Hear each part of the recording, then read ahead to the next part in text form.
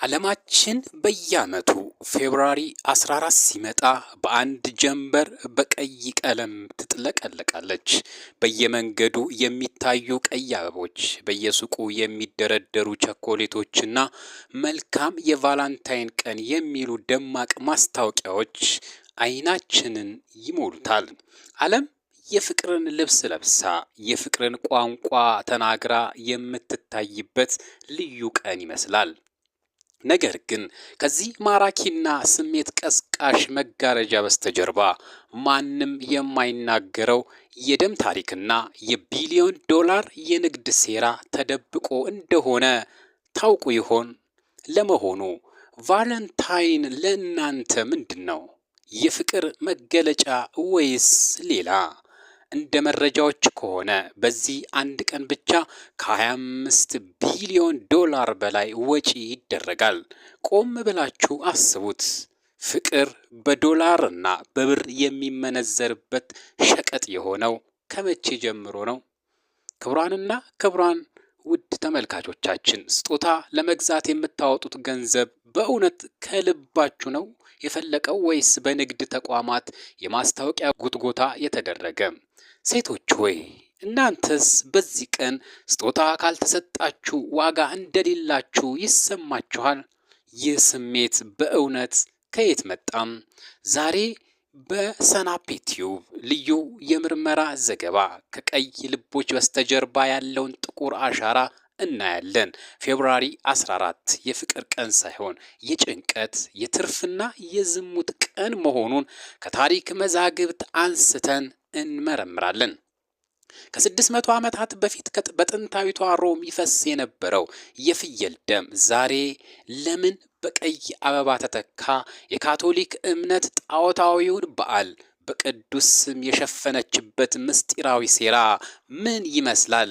የታሪክ ተመራማሪዎች ቅዱስ ቫላንታይን የሚባል ሰው በታሪክ ውስጥ የለም የሚሉት ለምንድን ነው?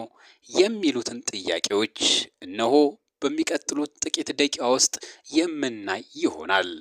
ይህ ቪዲዮ ከዚህ በፊት ሰምታችሁ የማታውቁትን የታሪክ ቅጥፈት፣ የካቶሊክን ሴራና የንግድ ወጥመድ ቁልጭ አድርጎ ያሳያል። እውነትን ለመስማት ተዘጋጅታችኋል? መጋረጃውን እነሆ እንገልጣለን። ይህ የቀዩ ድግስ የቫላንታይን ቀን ስውር ታሪክ ነው።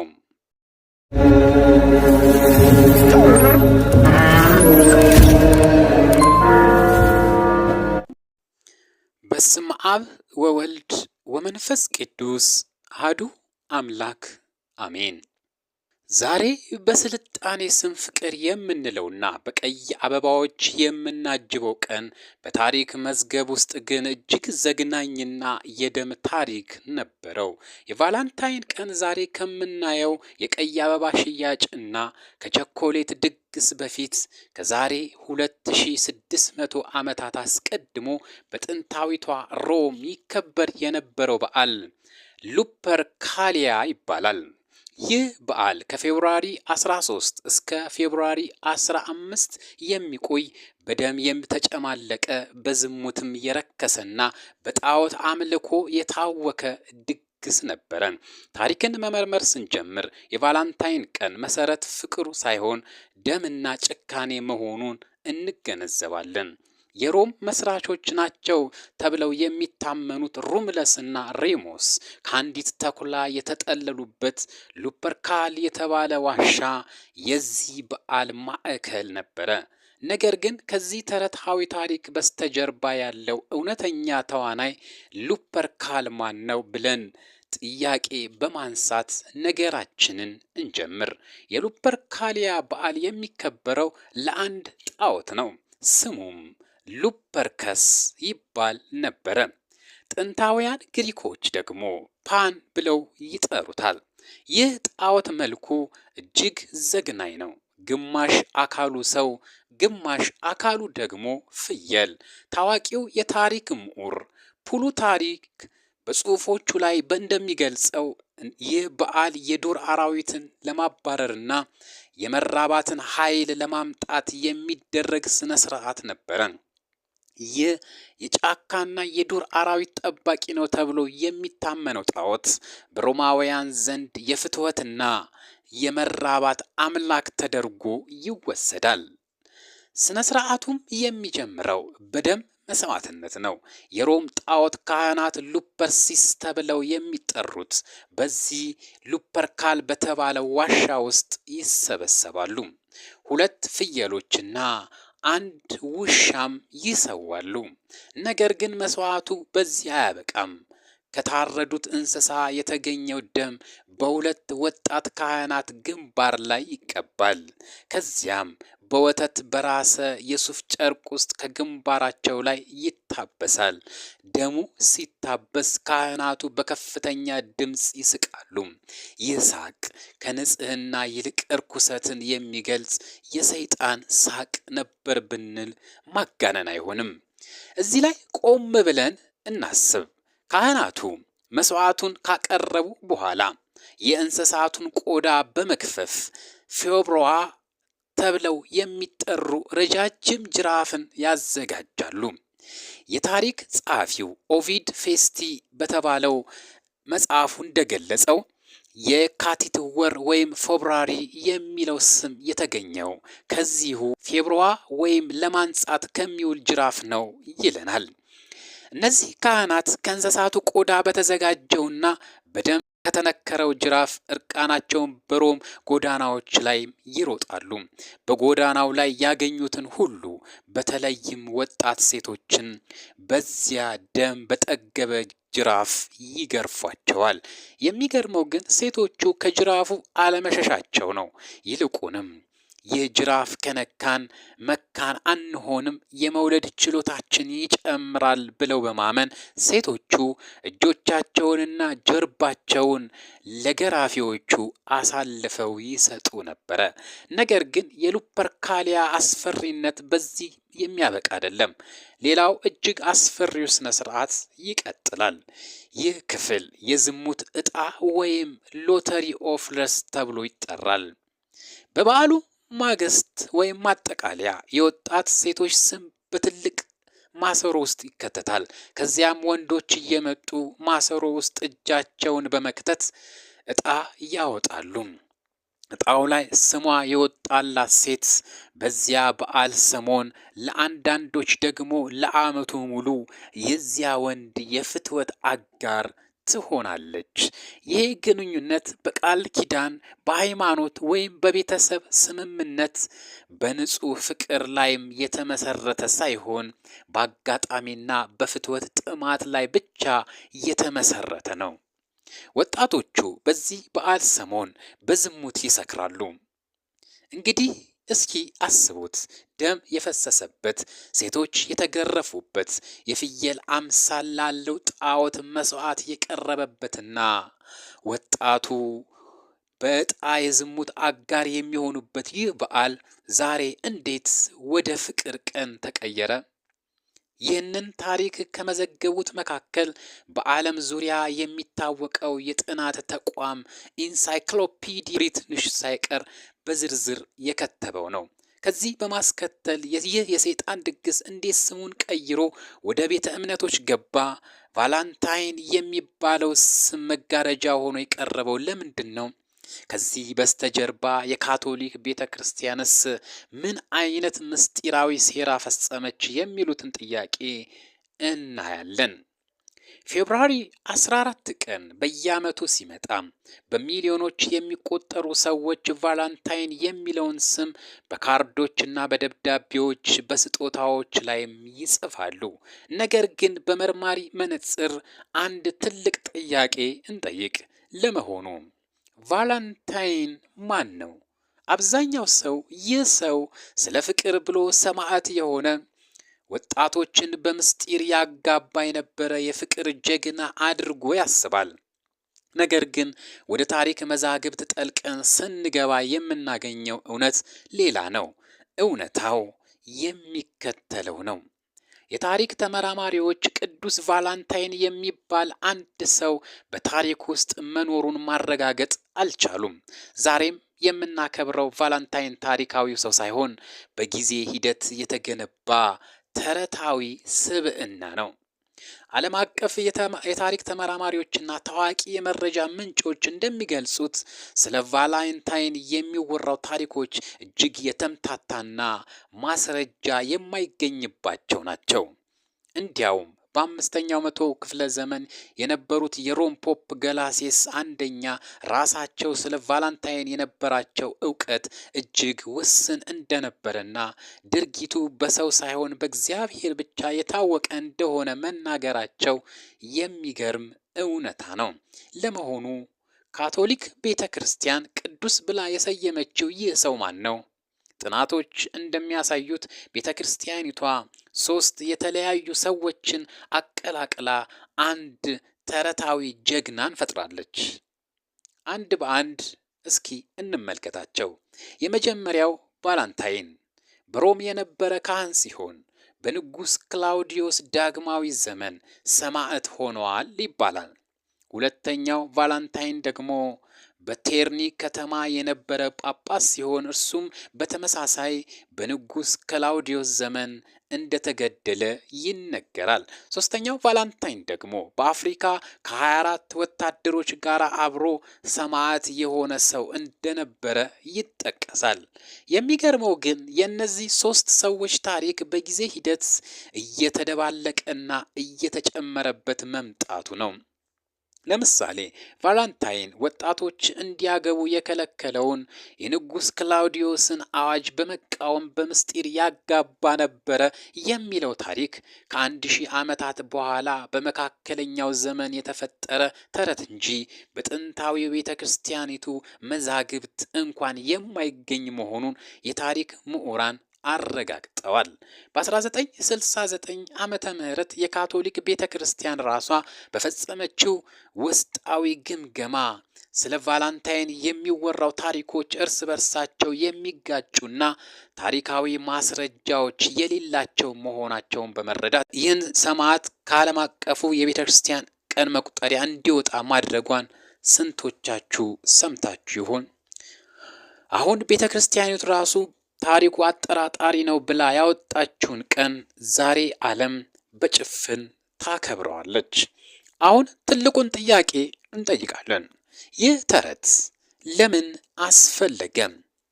ይህንን የሌለ ሰው የፈጠረውና ቅዱስ የሚለውን ካባ የደረበለትስ ማን ነው ብለን እንጠይቅ። መልሱ የሚገኘው በ5ኛው መቶ ክፍለ ዘመን መጨረሻ በቫቲካን ቤተ መንግስት ምስጢራዊ አዳራሾች ውስጥ ሆነ። ዛሬ ብዙዎች የሚያከብሩት ቫላንታይን በ496 ዓመተ ምህረት በፖፕ ግላሲየስ አንደኛ የተጠነሰሰ ታሪካዊና መንፈሳዊ ሴራ ውጤት ነው። ይህ ሴራ የተፈጸመው ለፍቅር በመቆርቆር ሳይሆን የሮም ካቶሊክ ቤተ ክርስቲያን በአረማውያን ልምምዶች ላይ የነበራትን ቁጥጥር ለማጠናከር ስትል የተጠቀመችበት መንፈሳዊ ማታለያ ነበረ። በ5ኛው መቶ ክፍለ ዘመን ሮም ውስጥ አንድ ትልቅ ችግር ተፈጠረ። የዘመኑ ክርስትና በመላው ግዛት ውስጥ ቢስፋፋም የሮም ሕዝብ ግን ከጥንታዊው የሉፐርካሊያ የደም በዓል ሊላቀቅ አልቻለም ነበረ። ሉፐርካሊያ ማለት አስቀድመን የገለጽነው ነው። የደም ታሪክ ያለው ስርዓት አምልኮ ነው።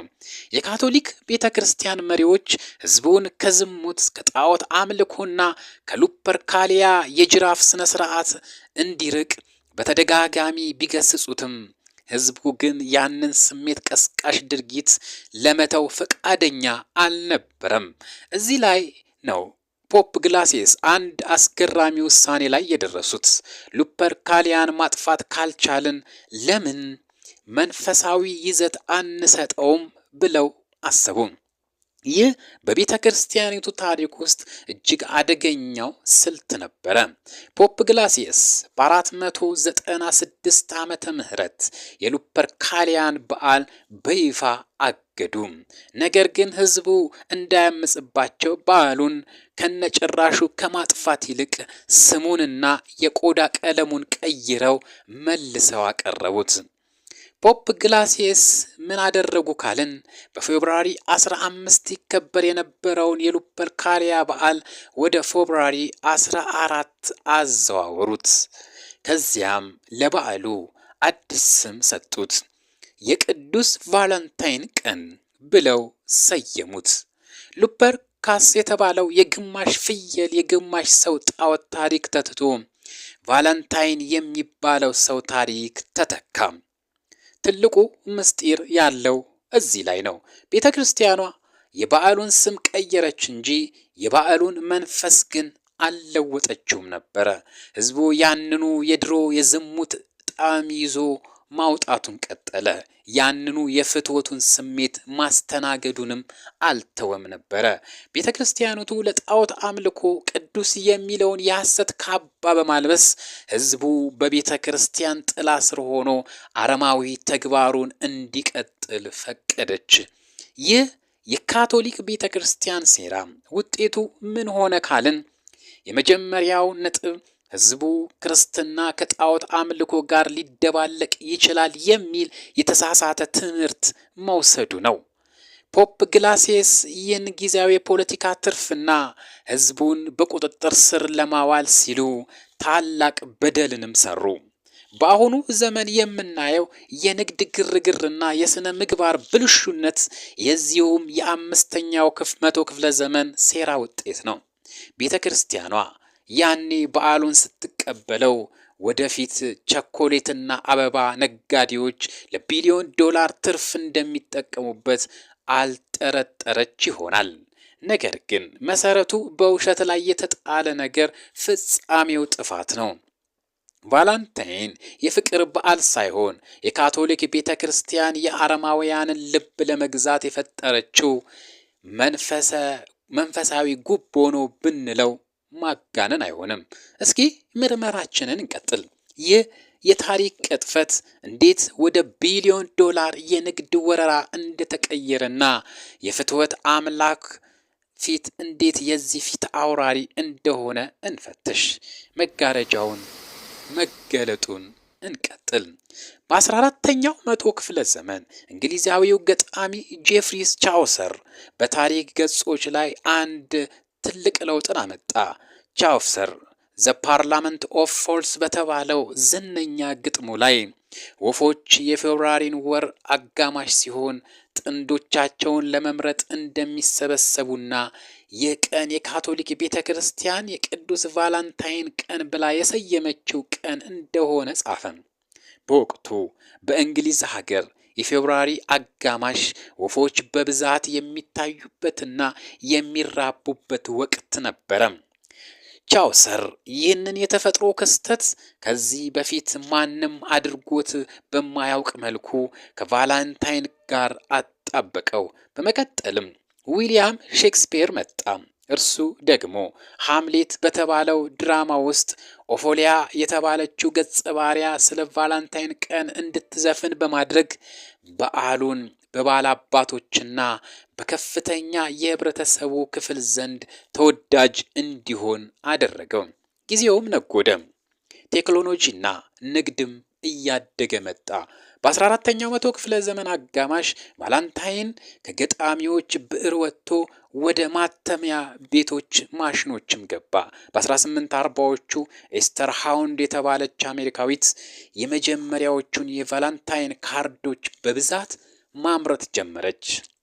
ይህም በዓሉ ከግል የፍቅር መገለጫነት ወጥቶ ወደ ቢዝነስነት የተሸጋገረበት የመጀመሪያው ወር ብቻ ነው። ነገር ግን ትክክለኛው የንግድ ወረራ የተጀመረው ከሁለቱ የዓለም ጦርነቶች ማግስት ነበረ። ዓለም በጦርነቶች ደቃ፣ ቤተሰቦች ተለያይተውና ወጣቶች ናፍቆትና ብቸኝነት በበረታባቸው ጊዜ የንግድ ተቋማት ይህንን የስነ ልቦና ክፍተት ለገንዘብ መጠቀም እንደሚችሉም ተረዱ።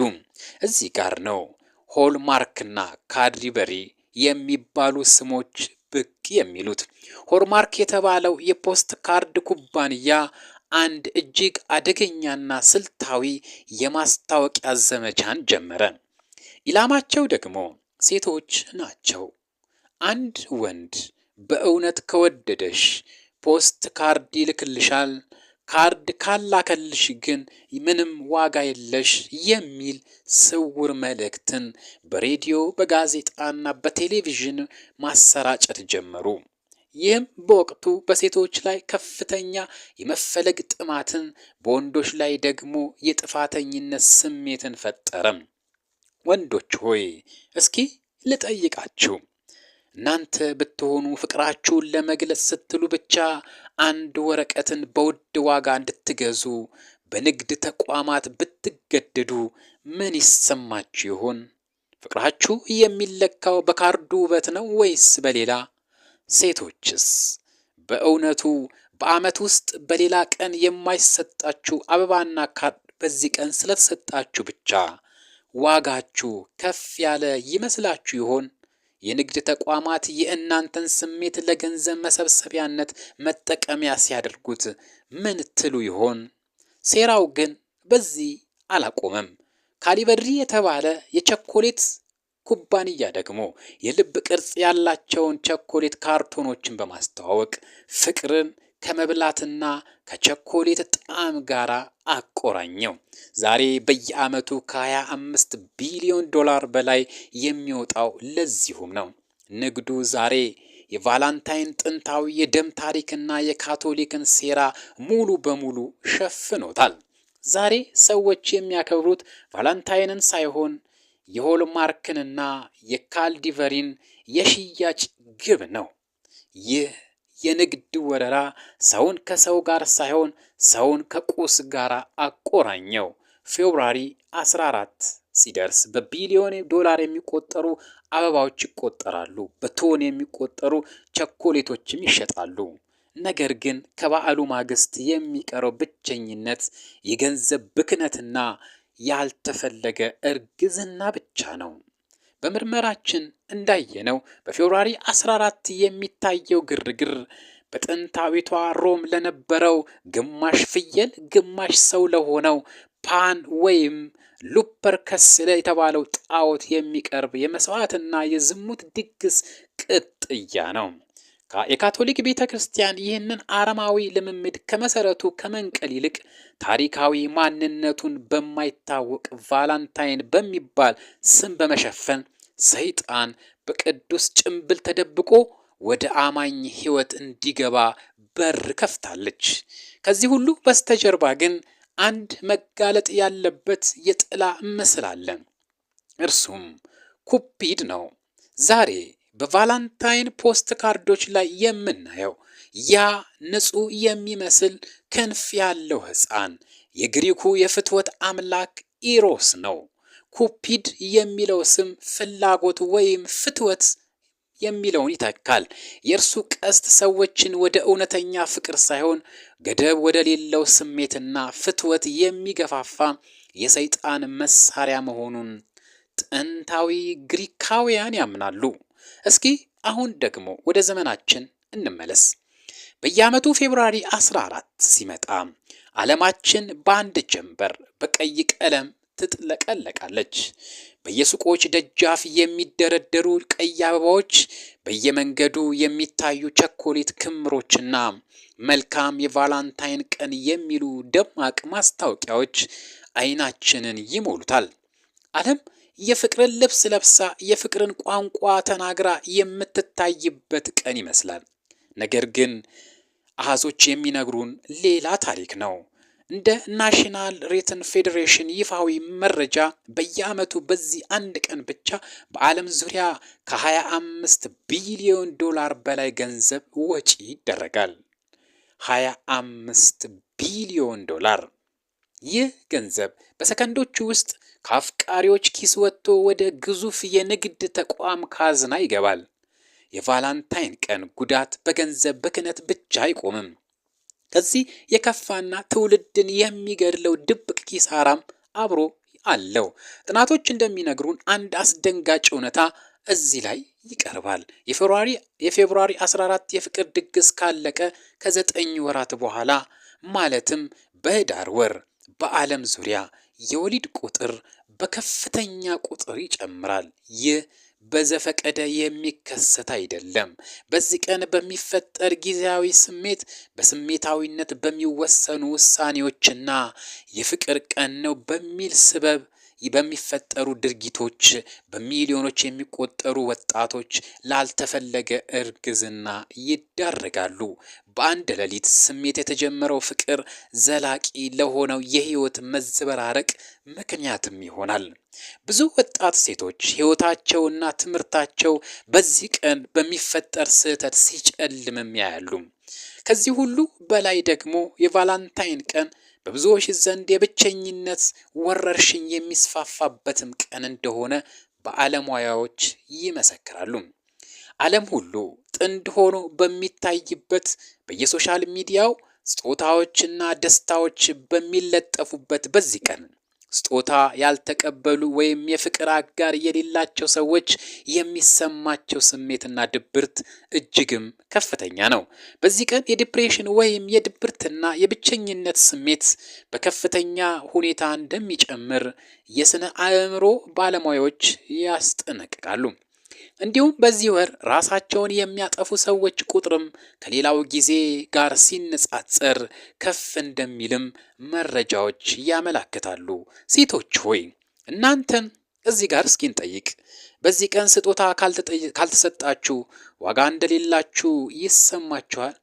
በጓደኞቻችሁ ስጦታ ከእናንተ ሲበልጥ ፍቅረኞቻችሁ እንደማይወዷችሁ ታስባላችሁ? ፌብሩዋሪ 14 ዓለም እንደምትለው የፍቅር ቀን አይደለም። ይልቁንም የንግድ ተቋማት ቢሊዮን ዶላሮችን የሚሰበሰቡበት የትርፍ ቀን፣ ወጣቶች ለዘላለም ጸጸት የሚዳረጉበት የጭንቀት ቀን፣ ብዙዎችም በብቸኝነት የሚሰቃዩበት የድብርት ቀን ነው። ዛሬ የምናየው ቫላንታይን በጥንቃቄ የተሰራ የንግድና የስነ ልቦና ወጥመድ ነው። ውድ የሰናፔቲው ቤተሰቦች መጽሐፍ ቅዱስ በግልጽ እንዲህ ይለናል፣ ከመካከላቸው ውጡና ተለዩ፣ እርኩሱንም አትንኩ ይላል ጌታ። ዛሬ ቫላንታይን ሲከበር የጥንቱን የሉፐርካን ደም፣ የካቶሊክን ሴራና የኩፒድን ፍትወት እየተከበረ እንደሆነ እንረዳ። ዛሬ ፍቅር የሚባለው ነገር የሚለካው በስጦታ ዋጋ፣ በቸኮሌት ብዛትና በአበቦች ድምቀት ሆኗል። ይህ የዓለም ፍቅር ጊዜያዊ ነው። እንደ አበቦቹ ይጠወልጋል፣ እንደ ቸኮሌቱም ያልቃል። እውነተኛ ፍቅር ግን በመስቀል ላይ የተገለጠው ፍቅር ነው።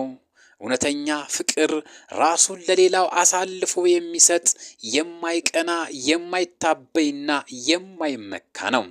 ይህ ፍቅር በካላንደር አይገደብም። ፌብሩዋሪ 14ን አይጠብቅም። እውነተኛ ፍቅር በየቀኑ የሚኖር ሕይወት እንጂ በንግድ ተቋማት የሚወሰን የአንድ ቀን ድግስ አይደለም። አሁን እውነቱን ተረዳን፣ መጋረጃውም ተገለጠ። ቫላንታይን የሚባል ቅዱስ የፍቅር ጀግና እንዳልነበረ፣ ታሪኩም የተቀነባበረ ሴራ መሆኑን አውቀናል። ከዚህ በኋላ እንደ ዓለም በጭፍን በመነዳት በየዓመቱ ፌብሩዋሪ 14 ሲመጣ የንግድ ተቋማትን ካዝና መሙላትና በስሜት ወጥመድ ውስጥ መውደቅን እንመርጣለን ወይስ ራሳችንን ነፃ አውጥተን እውነተኛውንና በቃል ኪዳን ላይ የተመሰረተውን የክርስትናን ፍቅር መኖር እንጀምራለን? መጽሐፍ ቅዱሳዊ ሰው ከሆንን ከዚህ ታሪካዊ ውሸት ራሳችንን እናድን። ፍቅርን ለመግለጽ የሰይጣን ጭንብል የሆነውን ቀን አንጠብቅ። ለሚስት፣ ለባል ወይም ለምትወዷቸው ሰዎች ሁሉ ፍቅራችሁን በየቀኑ በታማኝነትና በመጽዋዕትነት ግለጡ። ጌታችንና መድኃኒታችን ኢየሱስ ክርስቶስ እንዲህ ብሏል፣ እውነትንም ታውቃላችሁ፣ እውነትም አርነት ያወጣችኋል ይላል። ውድ ተመልካቾቻችን በቢሊዮን ዶላር የንግድ ሴራ ጀርባ ያለውን መረመሩን፣ የካቶሊክን ምስጢራዊ ሴራ አጋለጥን፣ የቫላንታይንን ታሪክንም አይተናል። ዛሬ እኛና ቤታችን ግን እግዚአብሔርን እናመልካለን፣ ሐሰቱ ፊትም ራሳችንን እንጠብቃለን። ይህንን ቪዲዮ ለሌሎች በማጋራት ከዚህ የታሪክ ወጥመድ ብዙዎች እንዲወጡ የብርሃን ምስክር ሁኑ። እውነትን መፈለጋችንን እንቀጥላለን። ውድ ቤተሰቦቻችን አብራችሁን ስለቆያችሁ ከልብ እናመሰግናለን። ወስብሐት ለእግዚአብሔር ወለወላዲቱ ድንግል ወለመስቀሉ ክቡር አሜን።